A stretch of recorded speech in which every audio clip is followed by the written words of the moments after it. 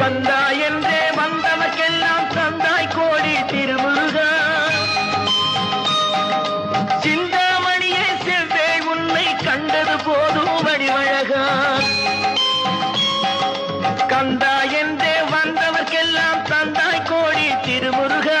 சிந்தாமணியே செவ்வே உன்னை கண்டது போதும் வடிவழகா. அடியவர்க்கு ஒரு விருந்தே